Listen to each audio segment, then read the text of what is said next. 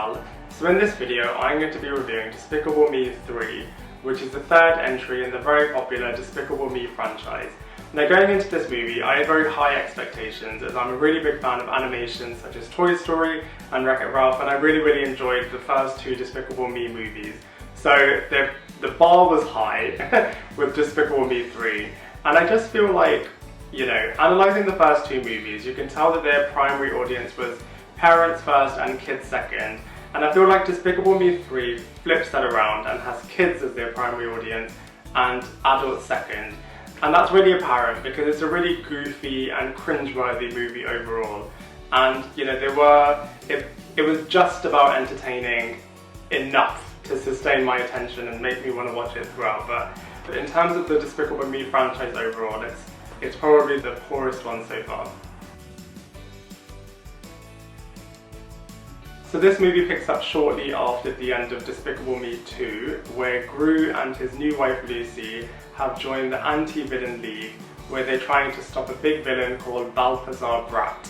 Now Balthazar Brat used to be a child actor and used to play a villain in his own TV show, but that TV show then got cancelled, and Balthazar Brat still hasn't gotten over this and is becoming a villain in real life and is trying to steal this massive diamond and acts as the main villain in this movie. After failing to capture Balthazar Brat, Gru and his wife are fired from their roles at the Anti-Villain League, and then they have to break this news to their family. When Gru tells the minions, their first instinct is to ask Gru to return back to being a villain. He doesn't want to do this, so the minions decide to walk out on him. A butler then knocks on Gru's door and informs him that he has a twin brother called Drew that would like to meet him.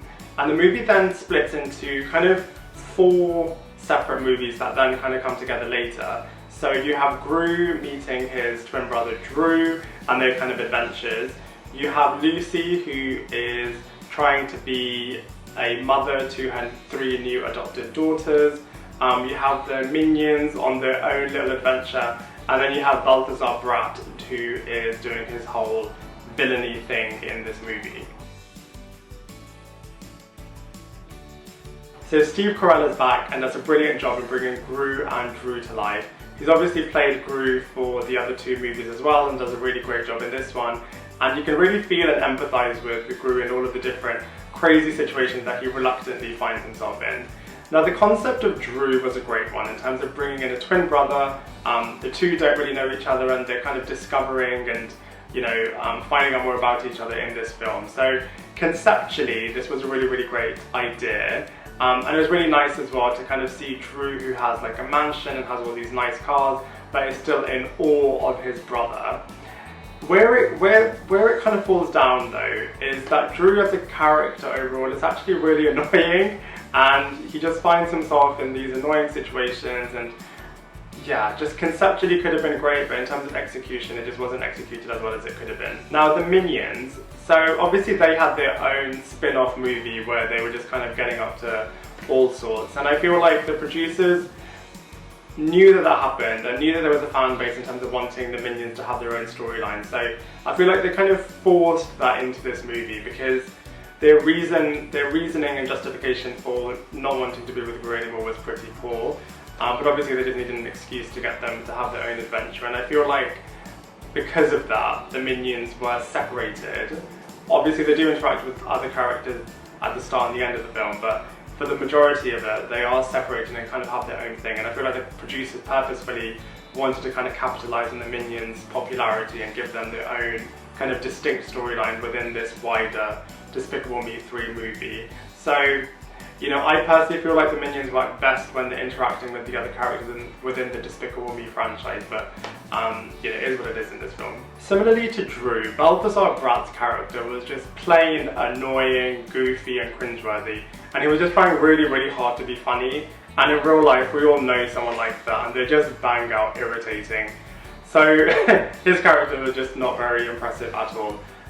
In terms of as a villain, he was just quite a poor villain as well, and you know, you might think, oh, this is an animation movie, why do you expect there to be good villains? Well, if you compare it to movies like Toy Story and The Incredibles, which had really good villains, where they've set the bar really high, this Balthazar Brat character just didn't paling in comparison, basically.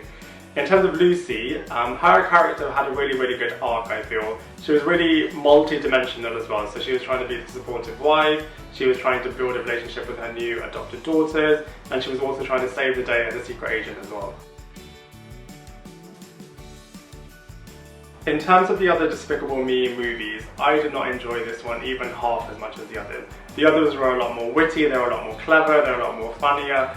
Even in terms of structure, the other two were structured a lot better. This one had a lot of potential in terms of all of the different aspects of the movie, but it just wasn't executed well enough. And in terms of other animation movies, this one really does fall by the wayside. You can't really compare it to Toy Story, The Incredibles, even Megamind was a lot better than Despicable Me 3. So overall, there are some good parts in this movie and there are some interesting character arcs and developments, but overall this movie just had so much wasted potential. It could have been so much better than it was, and for me that's quite a big travesty.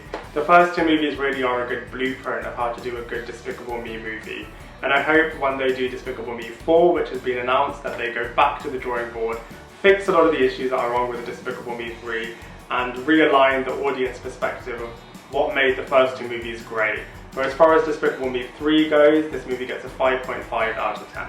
And there you have it. Thank you very much everyone for watching. I hope you enjoyed my review of Despicable Me 3. I'd love to hear what you think, so please let me know in the comment section below, and I look forward to seeing you in my next video.